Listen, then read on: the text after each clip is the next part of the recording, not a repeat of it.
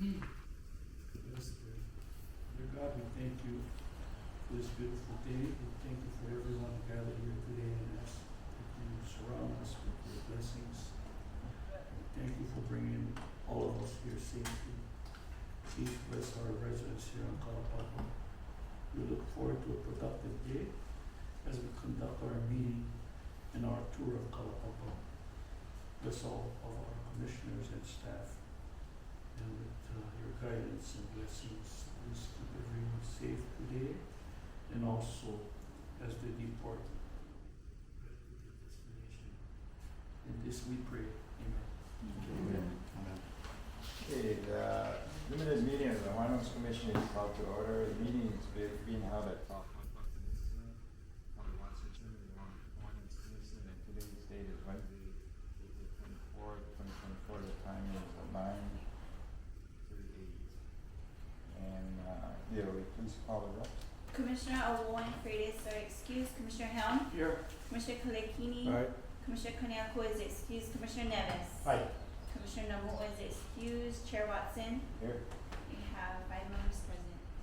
When we start by introducing ourselves,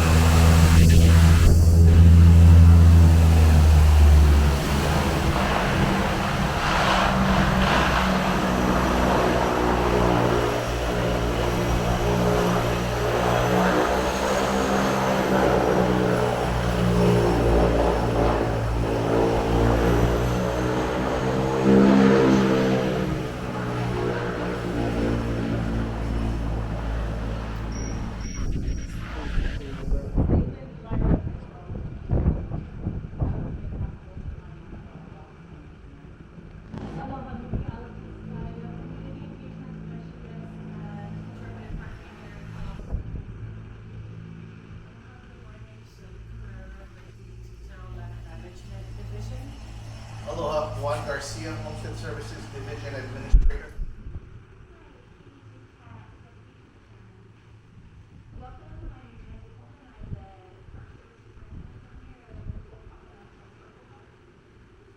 Aloha, Andrew Choi, DHHL parcels.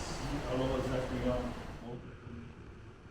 Leah Barros Nuuanu, Commission Secretary.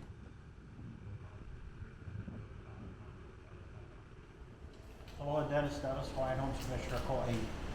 Aloha, Diamond Badajos, Information and Community Relations Officer, DHHL. Aloha, Mike Palekini, East Hawaii Commissioner. Aloha, Nancy McPherson, DHHL Planning Office. the last time I was here, there was kind of like a protocol with respect to collecting in this here, so.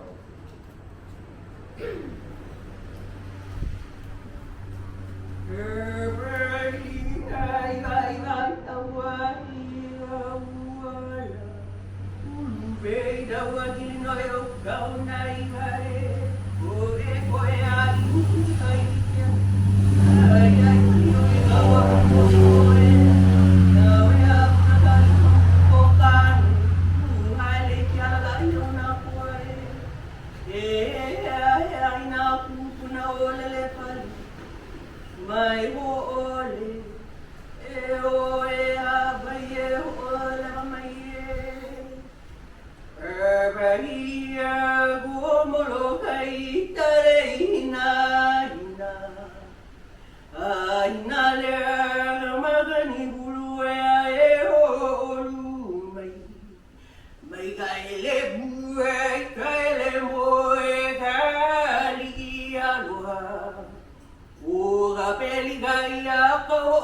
bae kai koiala. E paamai taua mo mai o kukulunui aina. E la pue laule apue kai au kakone. E paamai enane amai Kalaupapa e aloha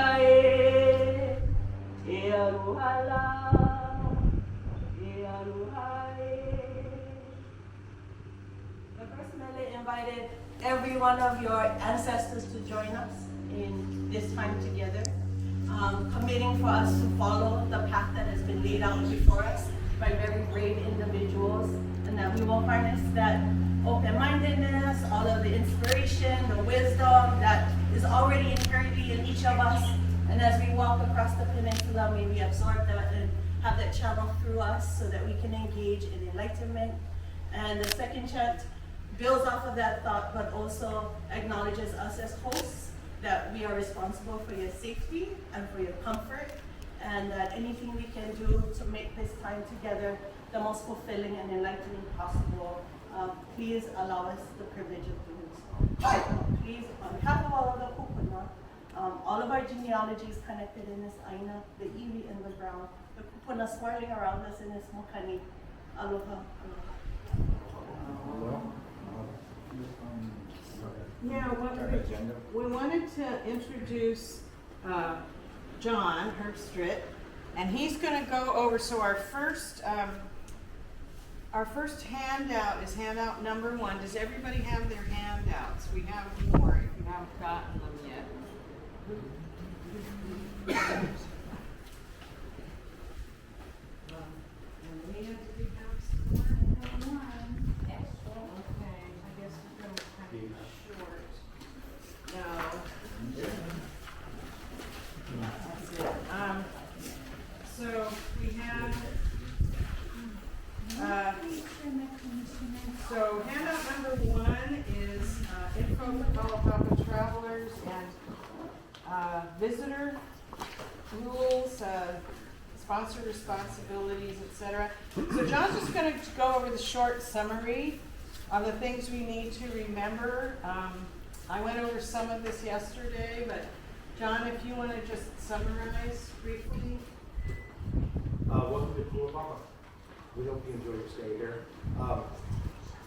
Kalaupapa is a settlement for NCC's patients. We have 2 components who are fiercely independent.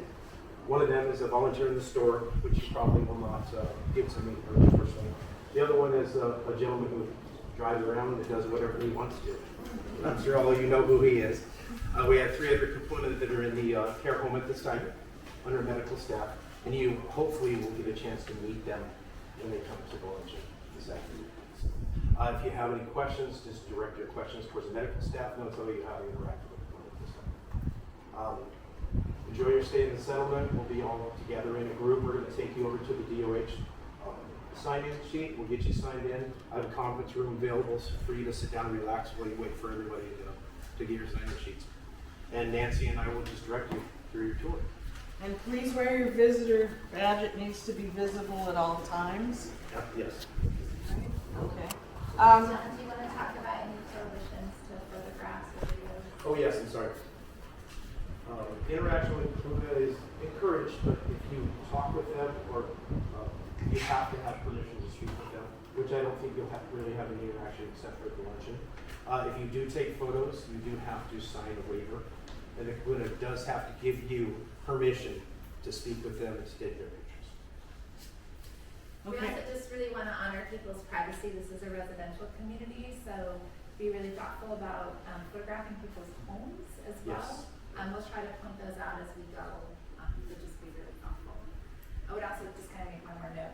So we are currently, there's no current general visitor access to the site, so it's a pretty, we're really glad you're here, but just sort of be aware that general visitors, we're still working towards that goal of having the tours back up in place, but this is a place where right now general visitation isn't taking place. I know one note there are no medical services available in Kalaupapa. we're out in the elements, we'll be moving around. If you're not feeling well, please just sort of mention it to us right away so we can kind of keep track of you. It might be just mean a little rest and some water, but if something serious starts developing, please don't be afraid to speak up and put it on our radar so that we can make sure we react as quickly as possible should something unfold. Okay, and then we have two maps. Handout number 2 is our Moloka'i Island plan. It shows our land use designations, and I think I might have gotten them reversed on the list. And then last, land ownership shows clearly where Hawaiian homelands starts and where it ends. And so we'll be observing that when we, on our way into the settlement, and then as we leave to go east. So those are your 2 orientation maps, and then there's another map of the settlement, and we'll get to that later. So yeah, it's probably good if we get going. So do you have any questions? Yeah, I have one. Do you have the acreage of the Hawaiian homeland? What is the acreage? I think it's about 1,500. Do you know that one off the top of your head? We have a little fact sheet we can hand out to everybody. It's got the different amounts of land designation by percentage, so that everybody can have that like in your hand. If y'all will give them out the card. My understanding is 1,270 Okay, acres. great. Okay. So do we just get into vehicles? Yes. Okay. So I think we like recess to go to the next stop? Yeah. Okay. Okay, so reset. So there are 4. Then we're just going to walk around. So stops 3, 4, and 5. We're going to go around down to the landing, wharf, and storehouse. We'll stop there a minute. Then the gas station, and then past the visitors' quarters and around the care home, Bayview home. Then along Kalaupapa Street, past Mother Mary Ann and Father Damien's monuments, the Bishop Home, National Park Service headquarters, Fu'ai Sina's bar, and then back to DOH headquarters. Throughout the set, so we have handouts for 3, 4, and 5. We have the, there's a list of NPS maintenance projects, DOH capital improvement projects, that's number 7. Yeah, so, and 8 is the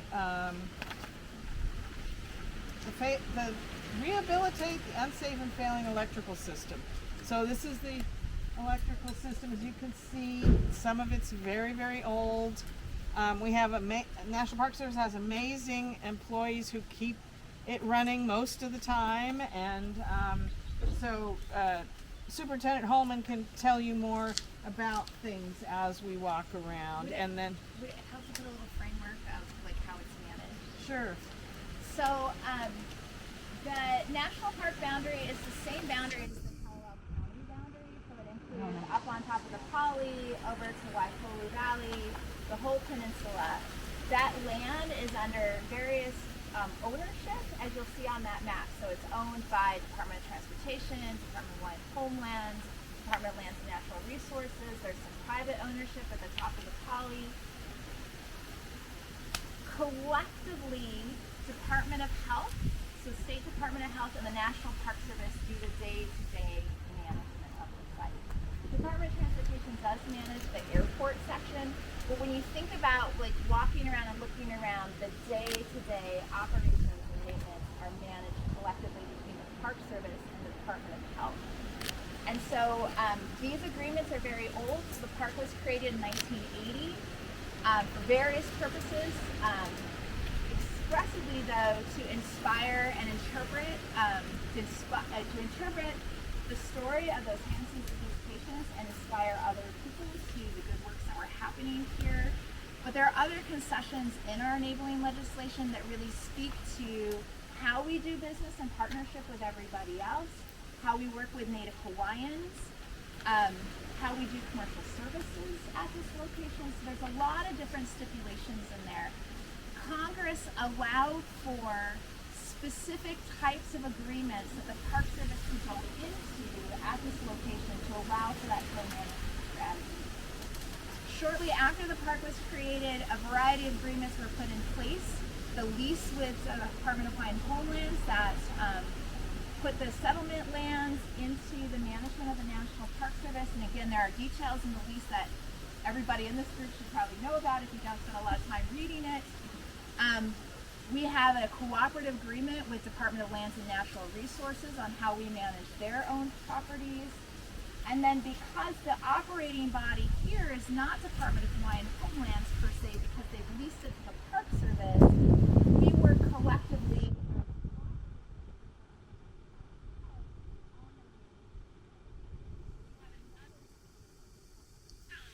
that sorts out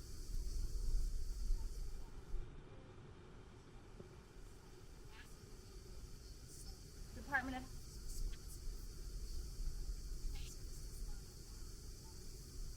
Service in our agreement with Department of Health said that over time we would continue to accept responsibilities of managing the infrastructure. So for instance, the electrical lines, everything once it leaves the Pali, which you can see where it leaves the Pali right up here past these coconut trees, everything past that point is considered customer line. The end customer right now is Department of Health. But the Park Service accepted the responsibility of maintaining this power distribution grid. So we have a high voltage electrician on our staff. We have a $16 million infrastructure project to rehabilitate this whole system of lines and poles and transformers. That's been, we're in the stage where we have a contractor who's working through the design aspects of that right now with us. We had 3 power outages in the last couple of weeks. This is a failing system. It's quite old. As you know, the elements here are really tough. We have salt air, we have wind, we have termites, we have all sorts of things. So just the ongoing maintenance of this place takes a lot of time, energy, and money. So as we're walking around, be thinking about that, like, if you have any questions about who's managing what and how we're managing it, where it's at in the queue to get rehabilitated, or how it's being maintained on a regular basis, that's what John and I are here to do, is to help walk you through that process. So just giving you that larger context of how we kind of work together to manage this place on the day-to-day and into the future. Hopefully that helps. So we have an hour, so we can just scroll down. I think the next stop is going to be the landing, the work. Please stay together. No, I'll put it in the car. That was really so fun. What is the name of our staff from LND?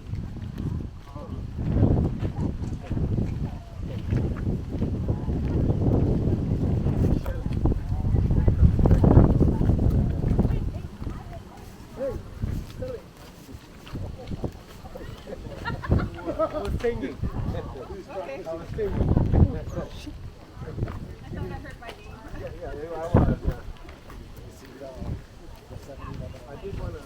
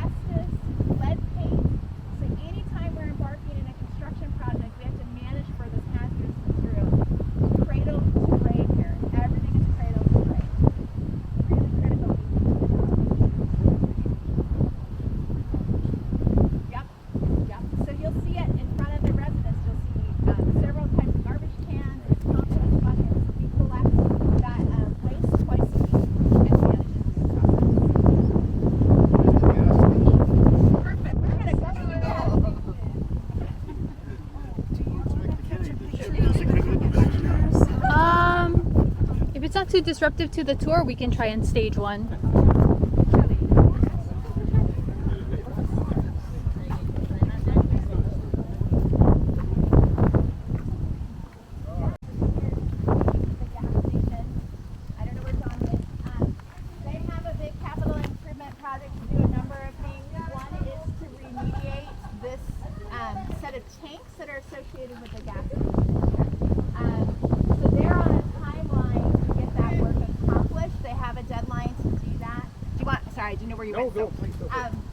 So there are three?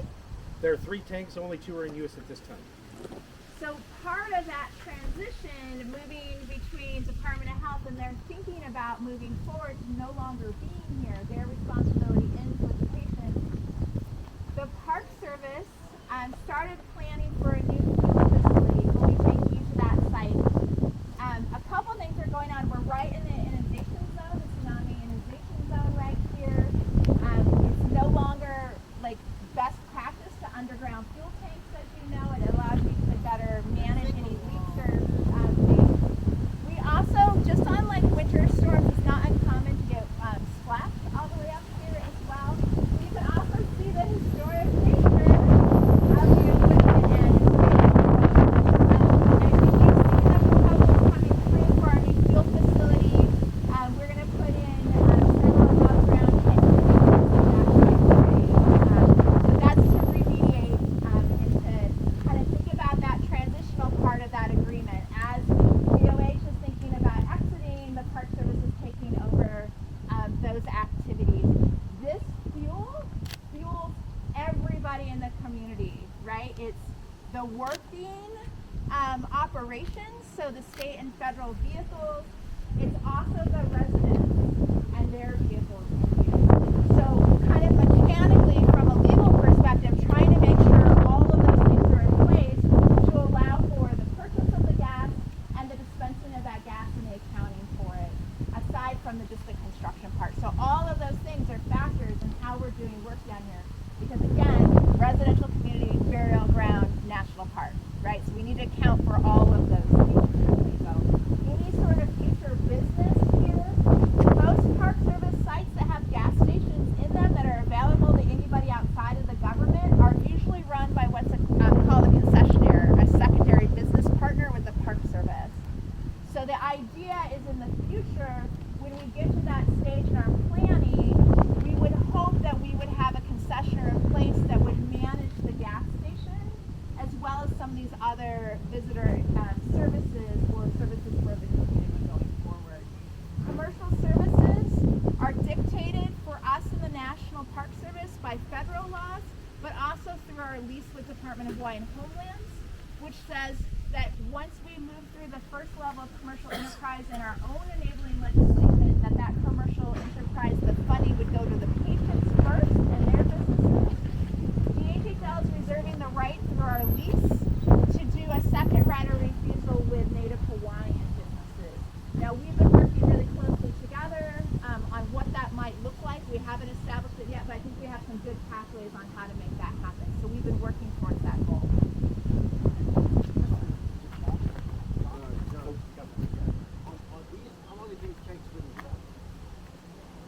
I don't have a date for them to tell you the truth. They're still good working tanks. We have one that's non-working at this time. No, none at all right now. But we fear that that may become an issue later in the so that's why we're transitioning over. Yeah, the remediation. Yeah, we're dealing with sea level rise, groundwater. Nancy, how many gallons of fuel do you ship in per year? And how do you bring it in? It comes in on the barge, on tanker trucks. So we use about, the Park Service uses about 50,000 gallons a year. That's just the Park Service part. So that's the fuel we have for the year, right? That comes in on the barge. So we have to carefully manage this whole community. Well, DOH has to carefully manage this whole community's worth of fuel for that entire year. And that includes, we also have diesel that comes in. We have some diesel vehicles, but we also have diesel generators. So this is our unleaded fuel source, our only unleaded fuel source. We have 2 locations for diesel. One is in our maintenance facility area, and one is out at our water pump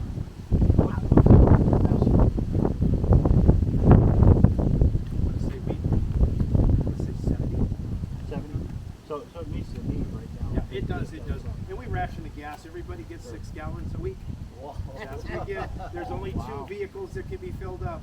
That is Eddie's truck, who is the electrician, and Joe Smalls, who is the plumber, because they're the ones who are on call all the time. So everybody gets 6 gallons a week.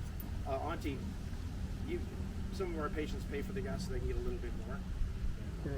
And then the other patients have gas rations, just like everyone else. Are there any plans possible when the electrical grid comes up doing some kind of electric vehicle? That is a great question. Electric or hybrid. Right. So one of the things is always fleet replacement when you move to electrical systems. And so being able to replace our entire fleet in a time frame that makes sense here with the barge and so forth has not been feasible. You'll also see, look around at these vehicles, and we'll try to point them out to you. Our bucket truck is 3 years old, and it looks like it's about 50 years old. So the elements here are really tough on vehicles. There has been a reluctance to move to things that are more sustainable in power generating here on the site because of the National Historic Landmark designation and how much those features might change that. I still think there's a possibility in the future to continue having those conversations, but for now it's just like not quite feasible for all sorts of different little pieces, but they're great questions to keep asking. Yeah. I mean, a gradual, maybe starting with a couple of vehicles, go hide the electrical unit somewhere so a resident can see it. I don't know. Yeah, but and remember, eventually you're gonna have in to do general, something. we don't generate power here, right? Yeah. We're just a customer that receives power from topside Moloka'i. So this is about the distribution grid, but places where we can utilize different mechanisms, we continue to try, and we're required to continue to ask ourselves that question as the Park Service through every single project we have. And you might have noticed these are our emergency site trailers, but we've been exercising the batteries out of them and using them for construction projects. So we're actively using a little bit of solar in how we do work here. So, Nancy, I was gonna wait till we talk about the grid, but since we're talking about it, there seems to be a lot of wind here, sunny. So is there consideration, for those types of technologies? Because the state has a mandate to transfer over 100% renewable by 2045. And again, our project, so he was asking again about process for bringing in renewables.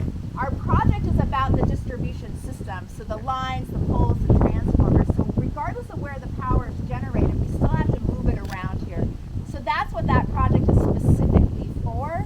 But again, we're mandated every time we look at those types of things, we have to keep considering how can we encourage renewable.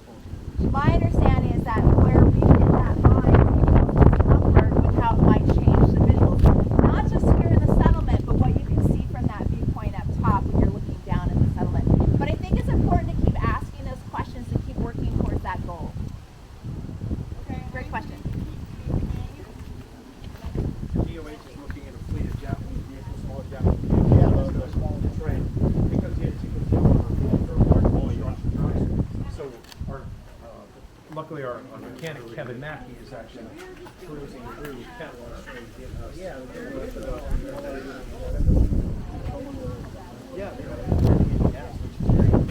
We currently do that.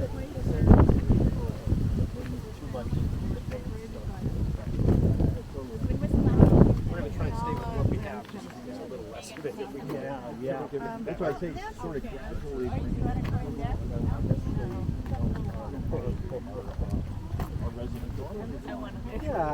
we like. Easy to video, easy to hear each other. And then we have the I meet them on a weekly basis. Like we have Osprey here, they play a farewell.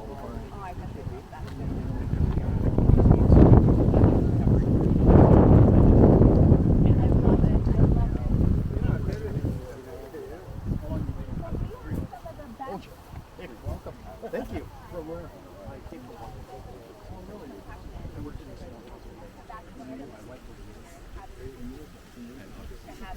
I know, I'm gonna, when they're done wrapping, I'm gonna ask for one.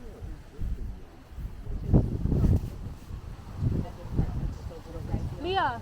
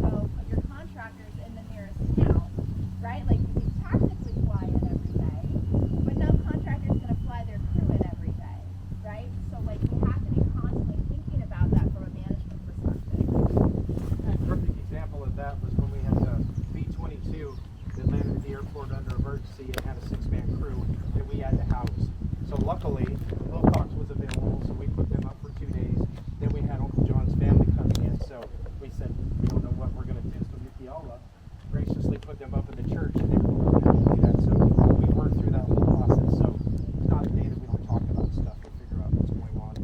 We've got generally a small population of visitors, but it is enlarging. So as that grows, we're going to have to learn to work together more and figure out what's going on. And what do you do if the weather turns and the planes aren't flying that day, right? You still have to now house whoever was on that tour for the day in this location with no restaurants, minimal housing, and so forth. So we have to continually think about that planning in advance and have that kind of plan B in our pocket. It's gonna happen, it's gonna happen, right? And you're normally trying to cap groups at about 12, right? Well, we try to cap them for a couple of reasons, right? Like one, it's about 1.5 miles from the airport, right? It's about half a mile from the trailhead. So just physically getting here is hard. So trying to get a group together to do a tour is hard. But putting them in a vehicle, you're capped by your vehicle size. So right, there's all this coordination that has to be in place in order to be thinking through that. Which is why they were doing the tours and have the big buses Yeah. and all of that. So. Well, before the pandemic, you had people from outside land the tour companies. It's a little bit more complex than that. So pre-pandemic, so tours were led by patients starting in the 60s. So before even the separation ban was lifted. The state had been constantly looking for ways to employ patients or give patients a revenue stream. Right? You can imagine living in this isolated place, like how do you manage the aspects of the community and keep people like happy together, right? You look for all of these recreational opportunities, economic opportunities, just to keep the peace, right? So patients were leading tours in the 60s. When the Park Service came in 1980, again, we're regulated by federal laws around commercial industry inside park boundaries. So we had to find a way to figure out how to allow for this enterprise within our laws.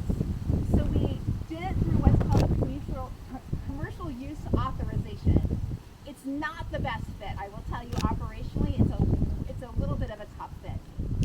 So we were doing that, and we were trying to understand the letter of our law, right? Our enabling legislation, the legislation that Congress set forth for us to operate underneath, said that commercial enterprise would be first and foremost for the patients. That revenue stream would go to the patients. So they should be patient-owned businesses. Now, I think at the time, and again, I'm sort of speculating, and we're all sort of speculating, the Park Service had been allowing for a broader view about where that revenue stream is. So in some cases, you have these sort of subcontractors working with the patients, operating some of those operations, right? But the revenue, it was always intended that the revenue stream would go to the patients. As the business owner, you can hire whomever you want within your organization. We don't manage it as a Park Service. We manage high-level things like, do you have liability insurance? So there were partnerships in place with patients that were doing business here. So like the mule tour was underneath the permit of the Marks family when they were doing their tours here. So it was not them running their business per se, but underneath the Marks' permit with the Park Service. And that was a successful business. It was really successful. Back in the Yeah. I mean, a lot of things have changed here, right? And I think patterns of visitation have changed. Families have changed in their own dynamics. Businesses have changed over time. We still have a patient who's interested in leading a tour, so we're working with that patient. And we're waiting for their application to come through. That's why we're not quite open to the public yet. We're waiting on their application. But they're doing a great job, and they're getting closer every day.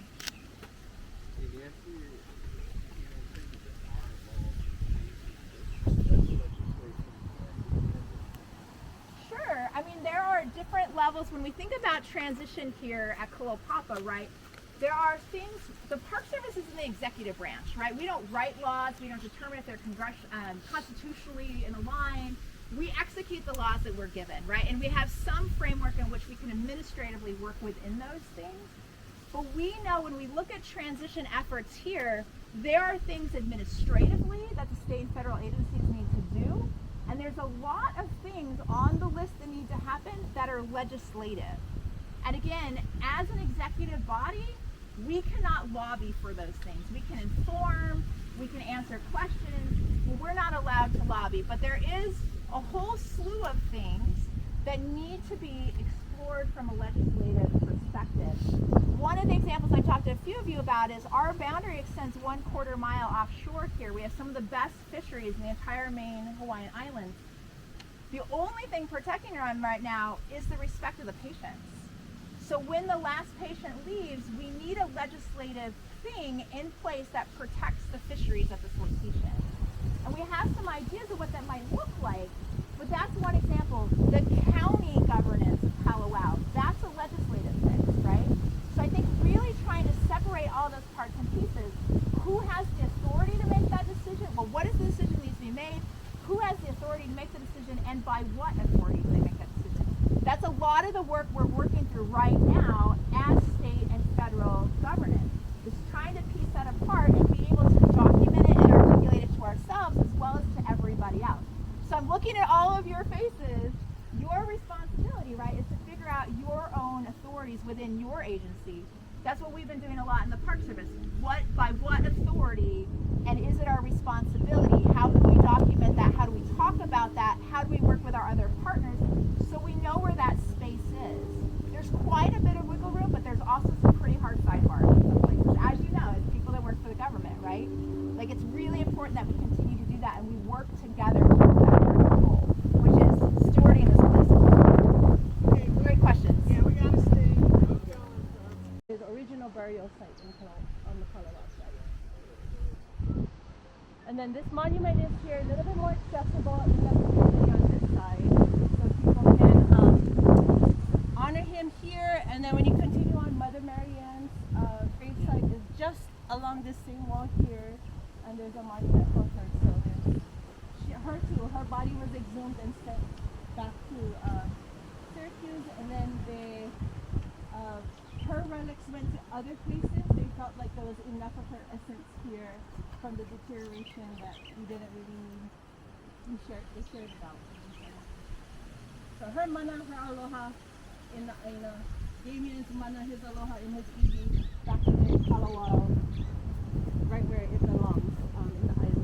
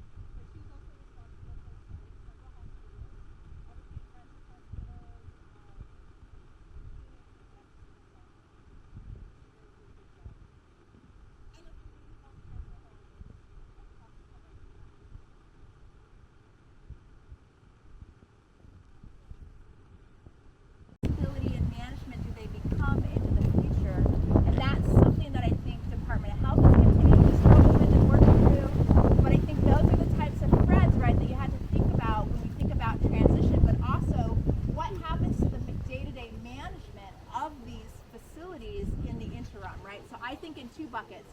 What happens today until transition, what happens after transition, right? And who's got that responsibility, by what authority, and how do they do the work, right? So all of those things are really important to be thinking about, because yes, Department of White Homelands, that's the use of the Park Service, but considered privately owned. The churches have title to their church building, but not always to the residents, or the houses associated with the church, right? So all of those things have to be accounted for as we continue to work forward and navigate all of these complexities. Would you like to talk about where's your guys' house? But this was the hub. That is technically under the control of Department of Health, so they do the day-to-day maintenance of it, but the Park Service has taken over the structural integrity of the building. So we did a full-scale renovation of this building over a decade ago. We're about to paint it again this year. Everything needs to be like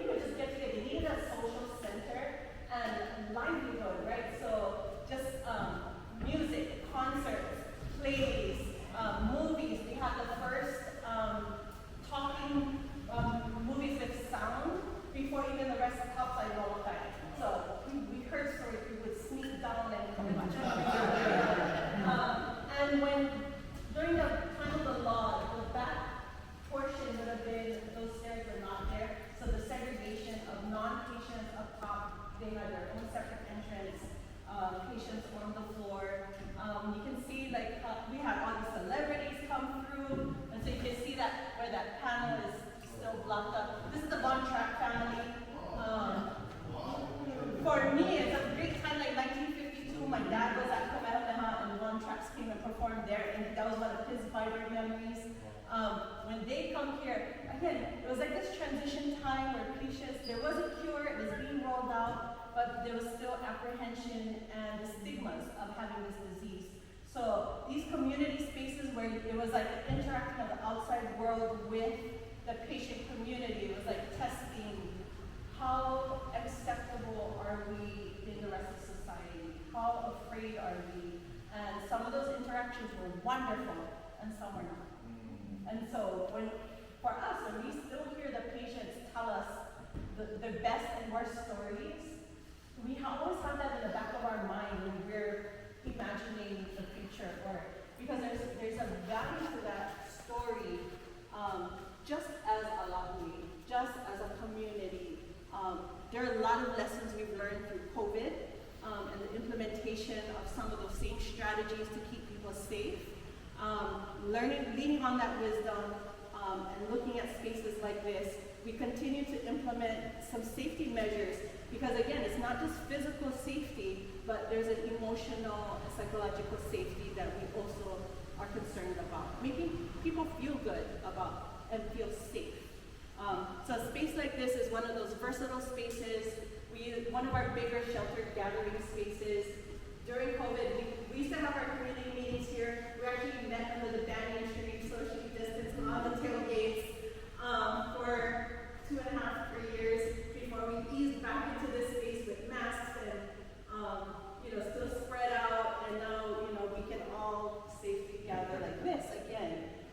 Watching, looking at history, interpreting that history, understanding how all the rules and policies over time, what was going on in that era that made that make sense, and what things do we keep because they still have relevance and mana, and which things do we need to address and maybe revamp to accommodate who we are today and what kinds of activities people are looking forward to continuing to engage in the future. So this space, it's a great building. Moloka'i topside, well, we're about to have a theater open up again, but they don't have an open theater space. And so there's a lot of eyes looking at this as continuing to serve that role in the community. We'll have our meeting at McVeigh, that's another community hall. It's, you'll see it. And so we use both spaces regularly today. I'm sorry, what was the name of this building? This is Pascal Hall. Is that a family name? Pascal. What is that name? He was a former administrator, and he did good things in the community and brought back the life.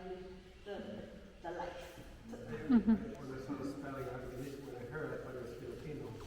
Pascual. I do have a quick question. Has DHHL held any community meetings there? We've held community, now we can say we've had beneficiary meetings, 2 of them. And we've attended community meetings, so we have our regular Kalaupapa community meetings once a month, and they attend, DHHL staff attends, whether to present information or collect information from the community, and then we facilitated for beneficiary meetings here and at McVeigh. And Commissioner Howell came, except I forgot that he was in the airport. You might have came. I got you. I left you at the airport.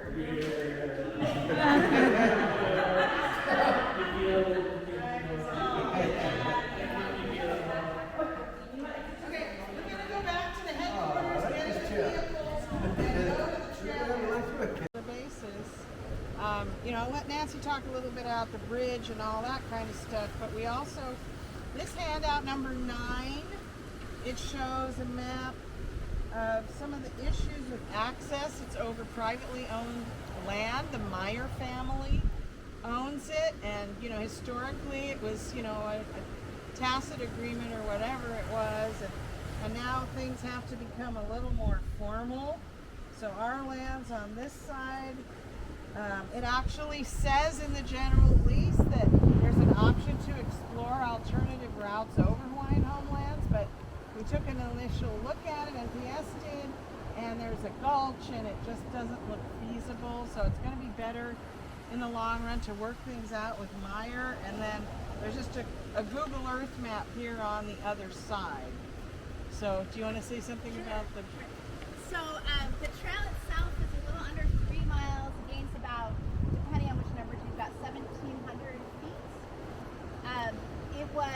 This was not the original alignment. So when going in the way back, right, people would just go up the cliffside, right? Boat in to the east side of the peninsula, they go up the cliff face and go around. So the original alignment of the trail was actually further to the east from here.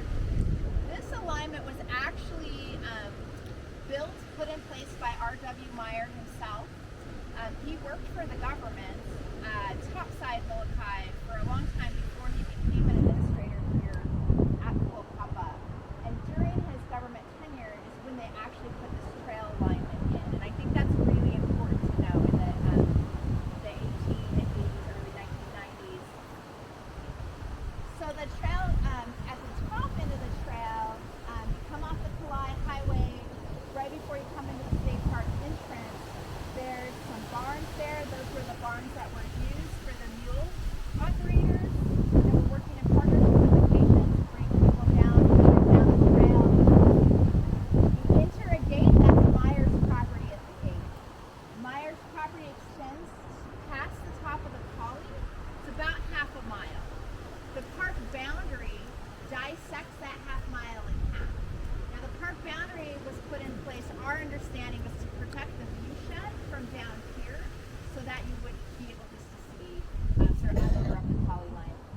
Within the Myers property, there's unpermitted utilities, so the phone company is there, the Pico comes in there, the electrical lines.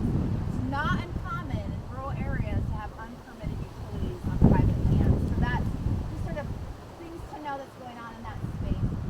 There's there's a road that half mile to the top of the trail, about half a mile to the top of the trail is a road that Myers uses access to their property. Then you start at the top of the trail and come down the switchbacks. There's 26 switchbacks. The trail has been modified over time. The surface of the trail has been modified to help protect the earth that's holding the trail in place. You imagine this hillside is very crumbly, so anytime you put any development on it, you're just going to have crumble all the time, and then you put that trailway in there. So they put in cement check steps, basically. They're not designed as stairs. They're designed to keep the earth in place. The Park Service maintains the trail. Over the years, we have tried to engage with the Myers family about going into an easement relationship. Those negotiations came to an end in about 2019, right before COVID, with no easement and no agreement on how we would work with the Myers property. Over the years, there's been an understanding, not in writing, but an understanding between the Myers. And I should back up a little bit. So the Myers property is quite extensive. They're one of the big landowners on Moloka'i. Land is managed by co-tenancy. There are 2 boards that manage the Myers property. So there's R.W. Meyer Limited and there's Miala Corp. And so it's important to understand that there's a co-tenancy, there's 2 boards that manage the space. There is a handshake understanding that those 2 boards hold with the Park Service and Department of Health that staff can traverse that private property as a means to come down to work and back. Now the big question mark is what to do with guests of residents and general visitors. I think in the past there was a sense or an idea about what that looked like, and again those negotiations came to an end in 2019. The Park Service has been actively working towards re-engaging them in that conversation about what it looks like to go back in partnership. We want to codify and document. We know that we have permission for general visitors and guests of residents, but mostly general visitors, to traverse that private property without trespass. So without doing that, we don't really see that as a conveyance currently to bring general visitors into the park. We really feel strongly that we need the trail as a conveyance for equitable access to the park for the future. We know, right, you came in on the planes, there are 9 seats. It's expensive to come in via plane. Some people would prefer to come in this historic route, right? It's really important for us to reestablish that access point. It is on DNA, the trail is on DHHL land. The state park is under an agreement. We also work closely with the state park on a few things. But it's important to really understand sort of where those boundary markers are, what's in place now and what isn't in place. The Park Service had an agreement up until 2022 to utilize, there's a helipad at the top of the trail. We have some storage items up there that we use to store equipment to maintain the trail. That agreement has lapsed with the Myers as well. So we've been trying to renegotiate both access for general visitors and for our use of those areas for administrative and operational purposes. But the Park Service does maintain the trail. The bridge was replaced and repaired 2021, but technically we're entering at the top of the trail. Once you pass the private property, then you enter the county property, Kalawao County, and that's where it's permit only through Department of Health. And I know there's often a lot of questions about who manages access to Kalaupapa. The answer is both Park Service and Department of Health. Department of Health actually manages who enters into the county. The Park Service adopted the DOH policies and permits as our means to allow people in. So we actually work in partnership, but the final sort of checkbox place is Department of Health. And again, those are often really confusing for people, and we've been trying to clarify and get that message out. But technically, if you enter the gate at the top of the trail, when you start coming down the switchbacks, you would be trespassing if you did not hold a permit from the permit. Okay, we only have half an hour before lunch, believe it or not, so it's noon already. This landfill stays intact and everything's okay. As you can see, we have the screens up there where we're trying to, we'll never be able to process this if we can't grow grass here, but the deer have access to it. So any grass is grown, they get in there and they just eat it all up. So we've even went as far as to take grass clippings and put them so they could use that as an alternate source of food, but it doesn't stop them. I'm surprised there's not a herd up there right now. So this was closed in what year? This was closed in Tony, do you remember the operational years and closure years? 2010. And it operated for how long prior to that? Yeah. So this was the municipal landfill for a very long time at the site. So all waste that was non-construction and demolition waste would have gone here.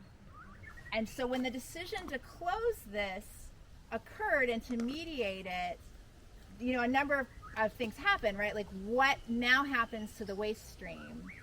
But also associated with this landfill was a carcass pit.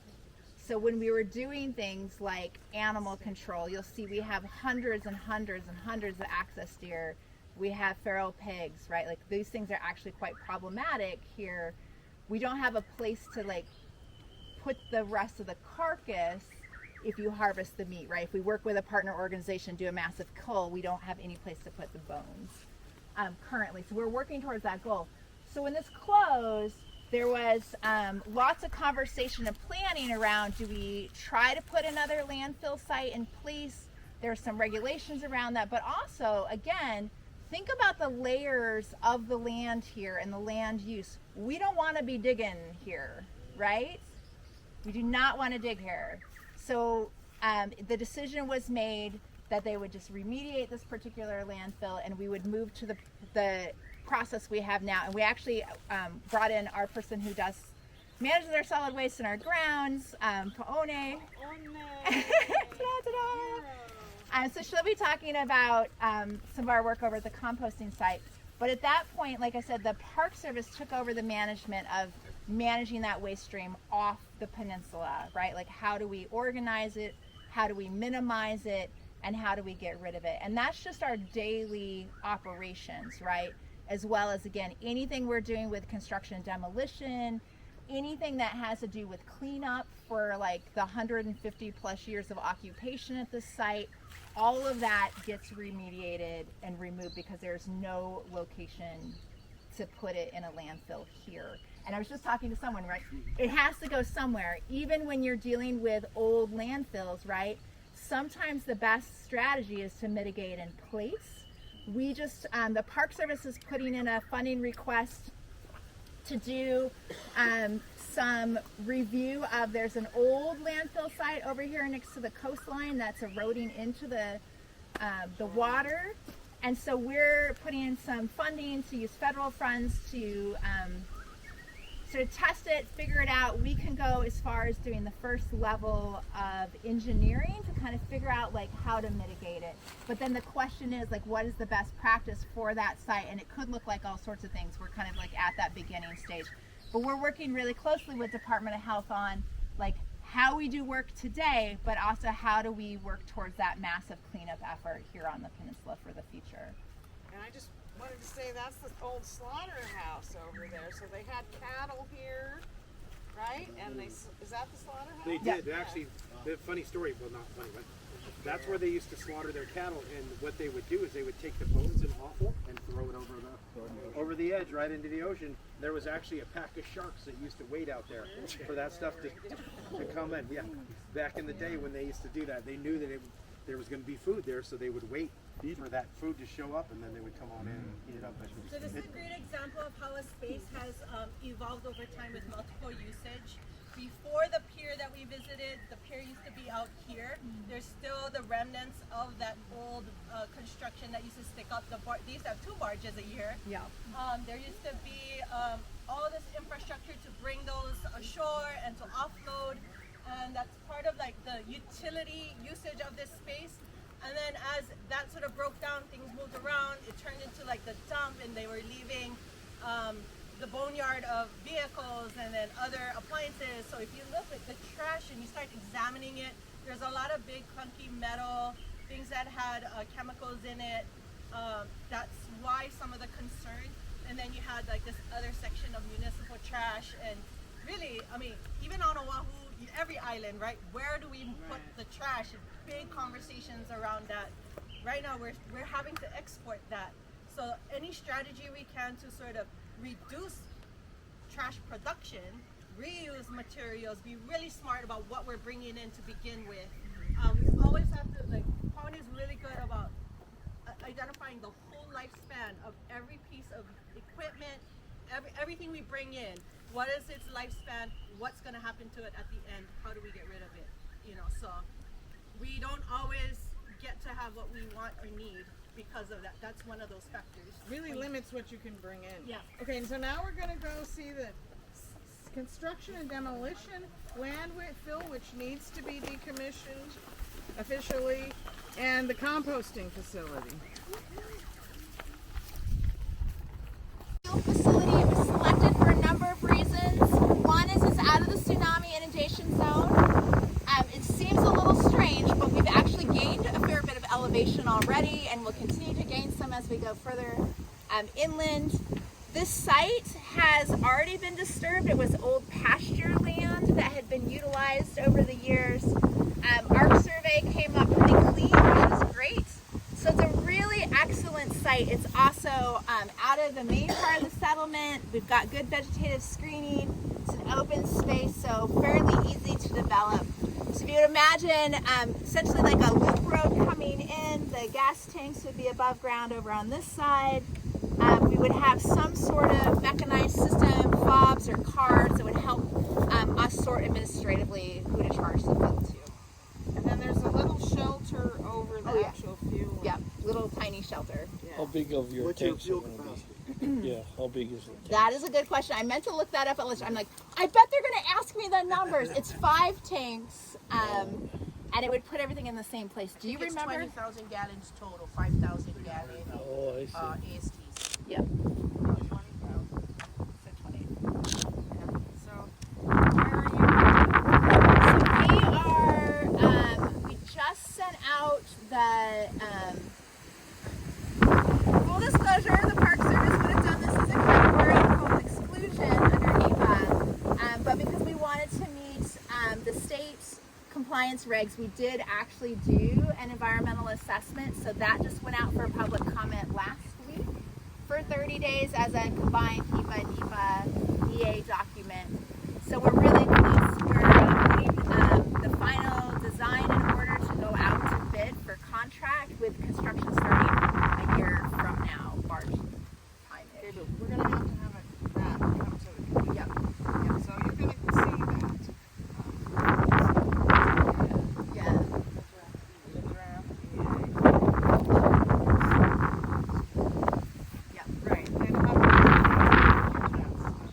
Out of all the infrastructure work, this is probably the most straightforward infrastructure project we have, which is funny to say, but it is truly like the easiest. It's like it's a non-historic, you know, we're putting new construction in place. It's, I think, really clear nexus for the need in the community. So, yeah. But if you have any questions along the way, definitely don't hesitate to ask us. It will probably just be 2. gasoline, diesel. Diesel. Yep, so we're trying to combine our Yeah. fuel storage into one spot.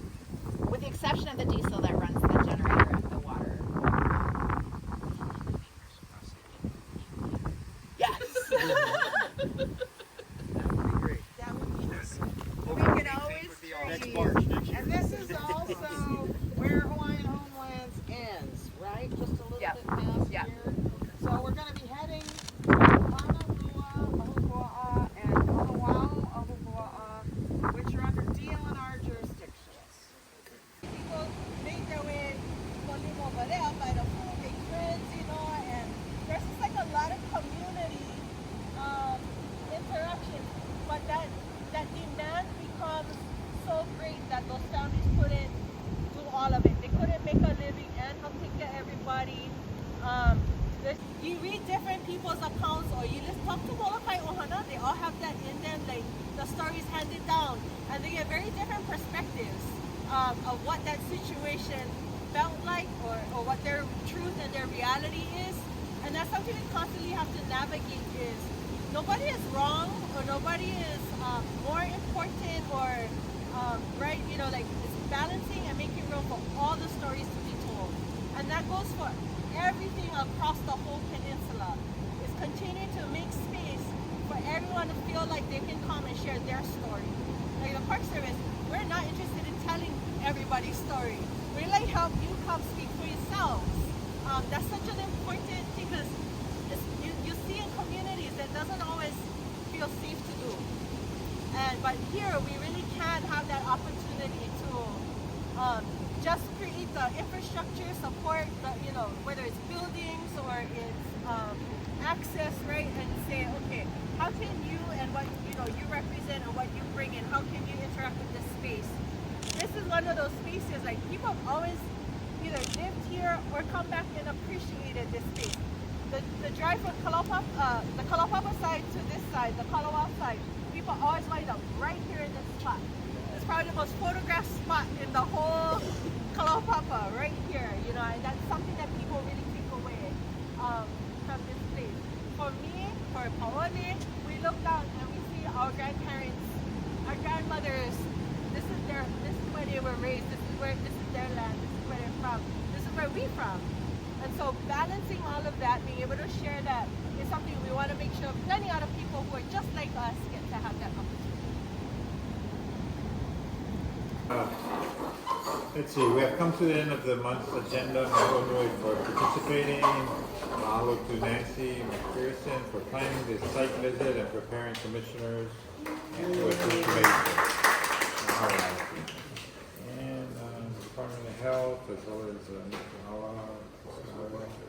and the National Park Service and Nancy.